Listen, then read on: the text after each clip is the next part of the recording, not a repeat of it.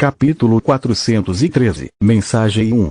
Lilith repetiu sua pergunta pela terceira vez, mas depois de quase morrer 2 vezes pelo ataque que se seguiu à sua tentativa de responder, a criatura entendeu que o humano não tinha interesse em falar.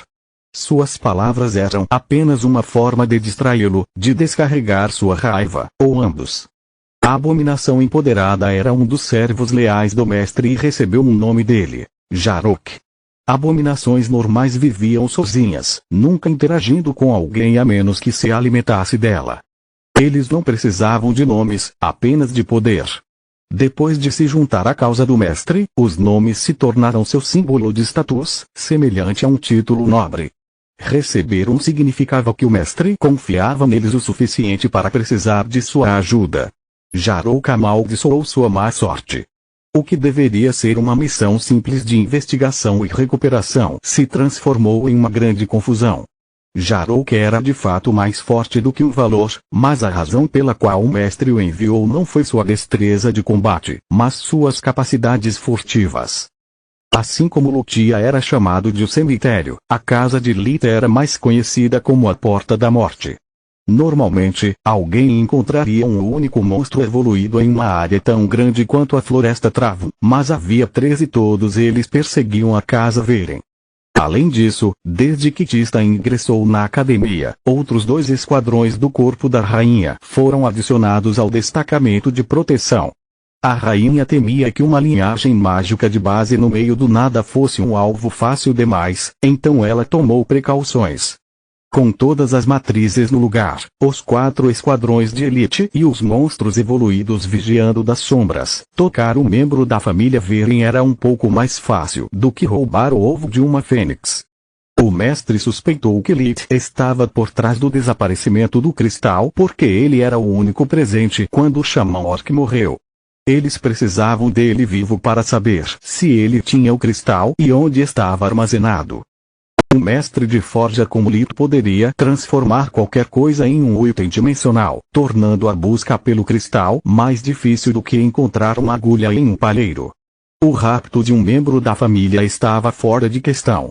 Seria necessário um par de abominações Eldritches para passar pelas alas, mas quando eles conseguissem, a família teria sido realocada e a segurança aumentada. Além disso, o mestre não queria antagonizar Lilith. Eles seguiram a carreira do plebeu sem nome e o consideraram um dos escolhidos, uma das poucas pessoas com quem o mestre estava disposto a compartilhar os resultados de sua pesquisa. O mestre estava ganhando tempo antes de oferecer sua pesquisa para Lilith. O jovem era talentoso e brilhante. Com sua ajuda, eles poderiam economizar anos, se não décadas, de pesquisas. Jarok esperou por seu retorno por meses e essa foi a primeira oportunidade que teve de falar com ele a sós.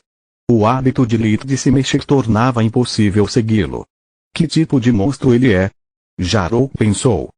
Quando Lilith tinha 12 anos, ele precisava de seus companheiros para derrotar uma abominação recém-nascida e incompleta. Então ele quase morreu lutando contra um valor. Não há como ele ficar tão forte em apenas alguns anos. A menos que a revelação atingiu Jarok como um relâmpago e o mesmo aconteceu com a lâmina, cortando seu braço restante. A menos que ele seja um desperto e todas as informações que temos sobre ele estejam totalmente erradas. Jarok continuou se movendo enquanto tentáculos de escuridão saíam dos membros decepados e os reconectava ao corpo principal. Nem Jarok nem Lilith estavam com medo de seu oponente. Não foi seu primeiro rodeio. Ambos acreditavam que a situação estava sob controle. A abominação conjurou 3 ondas de lâminas de ar ao mesmo tempo. Um era voltado para Lilith, enquanto os outros 2 invadiam o espaço pelos lados, tornando impossível para ele se esquivar. Interessante, pensou Solos. Pode raciocinar e lançar feitiços. Esta abominação pode nos ensinar muito. Ela estudou a criatura como se fosse seu mais novo projeto de ciência. Solos não tinha simpatia pelo abominações, nem ela se preocupava com Lilith. Sua mente estava em um acesso de raiva, mas não do tipo que faz um homem agir de forma imprudente sem se importar com as consequências. Era focado e amplificado como uma luz transformada em laser e tinha apenas um objetivo: Matar. Lith foi forçado a se teleportar, exatamente como Jarou previu. Ele contraiu as sombras que compunham seu corpo e as infundiu com mana até que explodiram em todas as direções. O espaço em um raio de 5 metros ao redor agora era preenchido por incontáveis pontas projetando-se de um núcleo preto. Foi o ataque e a defesa perfeitos, sem ponto cego ou alvo para atacar. Antes que a criatura, agora parecida com o ouriço do mar, pudesse retornar à sua forma original, um pilar de chamas azuis desceu do céu causando-lhe uma agonia cegante. Ao contrário das expectativas de Jarok, em vez de pressionar para frente, Lith havia subido. Lith não tinha ideia se seu oponente tinha acesso à visão da vida, magia dimensional ou ambas. Ao tomar o terreno elevado, ele poderia observar com segurança sua reação a um teleporte. Dessa forma, mesmo que o Abominação possuísse as mesmas habilidades de um desperto e se teleportasse para frente, ele ainda estaria fora de alcance. Caso contrário, a criatura ficaria exposta a um ataque. Nenhuma visão de vida. Solos ponderou enquanto Lith fazia o pilar seguir cada movimento de Jarou para impedi-lo de escapar da armadilha de fogo. A criatura rugiu com fúria e se teleportou para a segurança, ou assim pensava. O verdadeiro feitiço de nível 4 de Lith, prisão de chamas, encerrou o ponto de saída da porta dimensional. 6 bolas de fogo apareceram ao mesmo tempo em torno de Jarok, uma acima, uma abaixo e as outras em forma de quadrado. As bolas de fogo explodiram simultaneamente, uma reforçando o efeito das outras.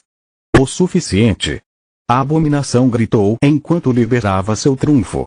Uma esfera negra envolveu a criatura e separou o mana de Lith da energia elemental do mundo. Prisão de fogo desapareceu em uma nuvem de fumaça sem causar nenhum dano. Jarok estendeu seu braço esquerdo, que emitiu o feitiço mágico Caos de nível 4, vazio uivante. Uma lança feita de escuridão com a espessura de um braço cruzou o espaço entre eles rápido demais para ser esquivada. Lith se teleportou para longe em uma direção aleatória, seus olhos grudados no oponente, enquanto Soros olhava com admiração para as consequências do feitiço desconhecido. Tudo no caminho do vazio uivante simplesmente desapareceu. É impossível. A magia das trevas deveria ser lenta. Solos estava pasma.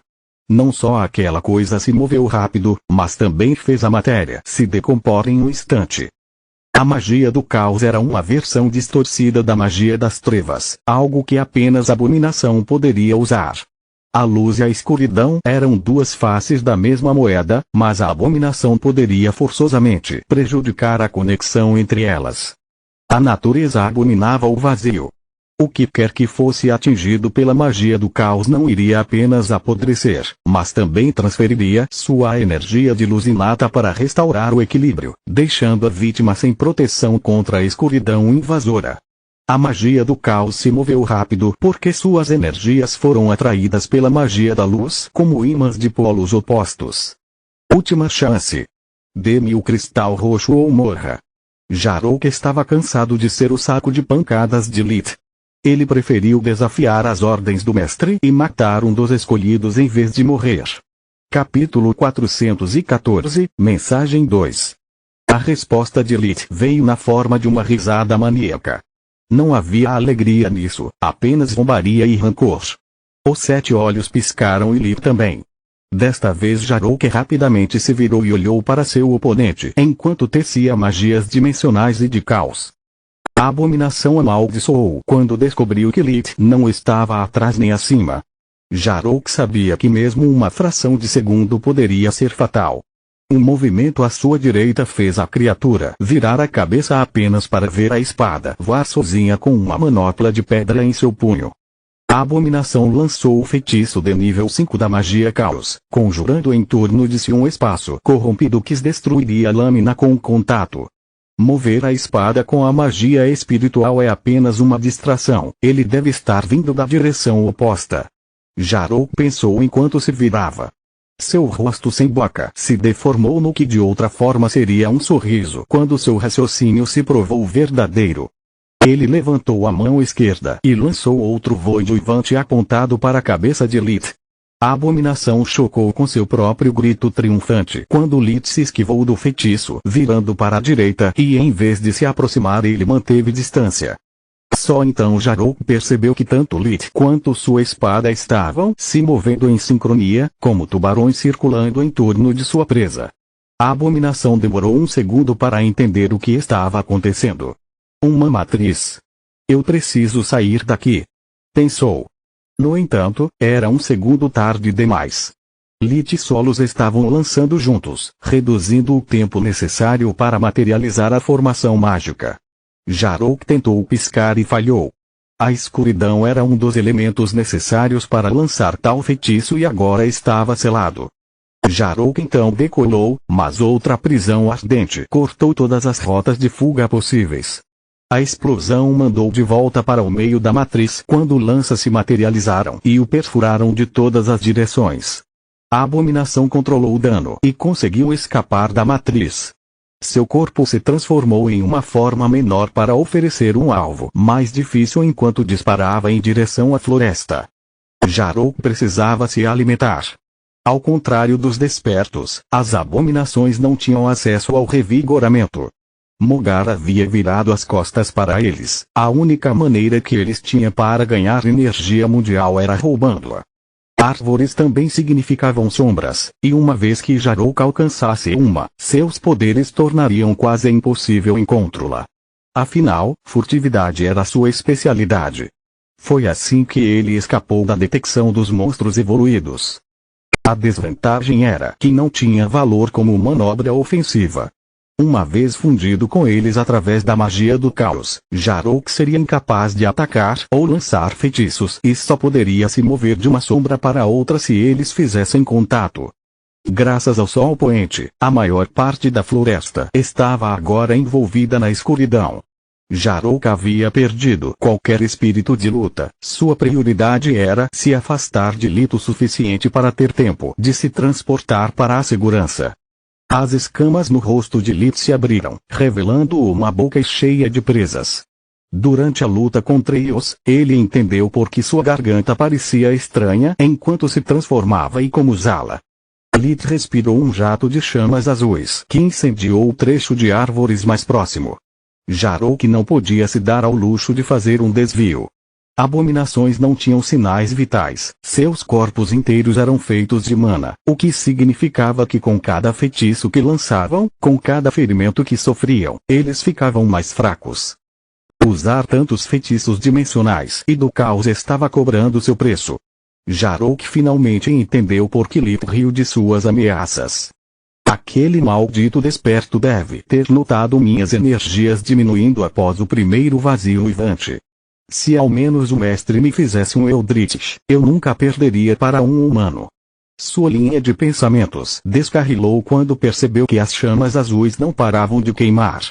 Com seu corpo invadido pelas chamas, todas as sombras desapareceriam assim que Jarok se aproximasse. Lilith entendeu as intenções do inimigo e conjurou uma esfera de luz que esmagou todas as esperanças que a abominação tinha de escapar. Jarok não tinha mais nada a perder. Seu único desejo era não morrer sozinho. Lilith golpeou com a lâmina mirando na cabeça, a lâmina infundida até a borda com magia negra. Jarok aceitou o golpe de boa vontade e conseguiu pegar Lilith despreparado. Seus dois braços se fundiram, formando uma única lâmina com a qual a abominação deu uma resposta. Quando a lâmina cortou Jarok ao meio, a espada sombria cortou o braço de Lilith na altura do ombro. No entanto, nenhuma única gota de sangue foi derramada. Gavinhas pretas saíram do braço e do ombro, reconectando-os enquanto o membro amputado ainda estava no ar. Jarok não conseguia acreditar em seus próprios sentidos. Sua mente moribunda recusou-se a aceitar tal realidade insana. Em um último esforço, ele agarrou os ombros escamosos de Lilith e tentou sugar sua vitalidade, prolongar sua existência por 1 hora, 1 minuto ou talvez apenas mais 1 segundo. O que ele descobriu foi uma fome implacável, que sugou a vitalidade de Jarok tão rápido quanto a abominação sugou a de Lilith.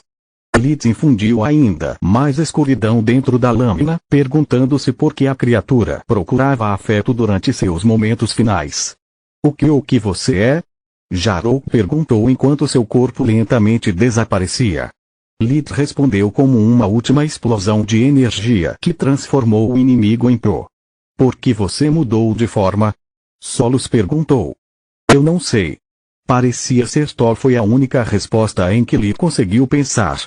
Você acha que este mestre vai entender a mensagem ou eles vão incomodar minha família novamente? Acho que se eles já entenderam a mensagem. É por isso que aquela coisa tentou convencê-lo a devolver o cristal. Assim como os orcs, eles não podem se dar ao luxo de alertar a coroa. Atacar sua família significaria revelar a existência dele. Solos respondeu. Lita sentiu e voltou para casa. A luta com Jarou ajudou a limpar sua mente e desabafar sua raiva. Ele agora era capaz de olhar além de seu orgulho ferido e perceber o quão sortudo ele era por ter nascido em uma família tão amorosa. Talvez a terceira vez seja mesmo o charme, pensou Lith. Falando em feitiços, lembre-se de ligar para Camila. Você prometeu fazer isso quando chegasse em casa. Solos apontou. Eu não prometi nada, ela me pediu. Mesmo assim, eu teria feito isso de qualquer maneira. Depois do que fiz a ela, devo muito a ela. Onde você esteve? Está quase na hora do jantar. Elina disse assim que Lith entrou pela porta. Ela estava claramente preocupada com sua explosão anterior, mas fingiu que estava tudo bem. Me desculpe, mamãe. Estou bem agora. Lita abraçou com força, esperando que um dia pudesse fazê-la se sentir especial tanto quanto ela se sentia por ele. Tio. Grande irmão. As crianças gritaram juntas enquanto puxavam suas pernas. Você tem que nos contar uma história. Sim, ele tem. Para a surpresa de Lith, Rena se juntou a eles em seu apelo. A história das novas roupas do Ranger e da princesa esperando por ele no norte continua no próximo vídeo.